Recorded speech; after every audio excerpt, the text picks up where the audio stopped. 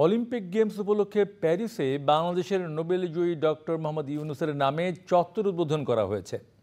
France প্রবাসীরা বলছেন এটি অনেক সম্মানজনক একটি অর্জন। ফ্রান্স থেকে এম এ হাশেম জানাচ্ছেন বিস্তারিত। প্যারিসে অলিম্পিক গেমস শুরু হওয়ার কয়েকদিন আগে বাংলাদেশের নোবেল বিজয়ী ডক্টর মোহাম্মদ ইউনূসের নামে প্লাস দু প্রফেসর মোহাম্মদ ইউনূস একটি চত্বর উদ্বোধন করা হয়। এটি প্যারিস 18তম ডিস্ট্রিক্টের পহ দো লা শাপেল এলাকায় মেট্রো থেকে একেবারেই কাছে।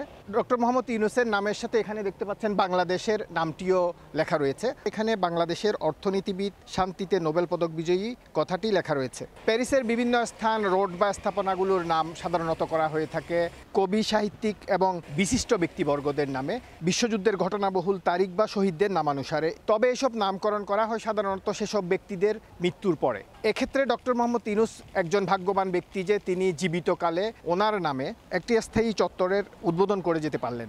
ফ্রান্সে এটি প্রথম কোনো বাংলাদেশির নামে স্থাপনা বা একটি চত্বর।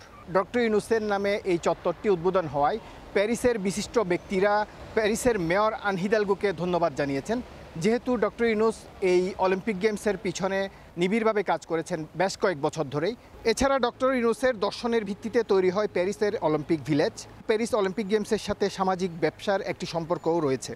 পহ দো লা শাপেল এই এলাকাটি একটি অভিবাসী অধ্যুষিত এলাকা এবং এখানে আশেপাশের এলাকাগুলোতে প্রচুর বাংলাদেশিরাও বসবাস করেন। এই ধরনের একটি স্থাপনা বা চত্বর হওয়াতে ফ্রান্সে বসবাসরত বাংলাদেশিরা অনেক খুশি। আমরা এই এলাকায় থাকি এবং আমাদের বাসার সামনে এটা।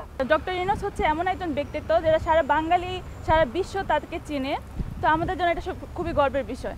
তো আমাদের এলাকায় একটা স্থাপনা হয়েছে ডক্টর ইউনূসের নামে, এজন্য আমরা অনেক গর্ববোধ করি বাংলাদেশি হিসেবে। ফ্রান্সে বাংলাদেশি কোনো বিশিষ্ট ব্যক্তিবর্গ বা কারো নামে স্থাপনা করতে গেলে বিষয়টিতে বেশ জটিলতা রয়েছে। ডক্টর ইউনূস অলিম্পিকের সাথে গভীরভাবে কাজ করায় ওনাকে এই বিরল সম্মান দেওয়া হয়েছে। M A Hashem, channel I, France.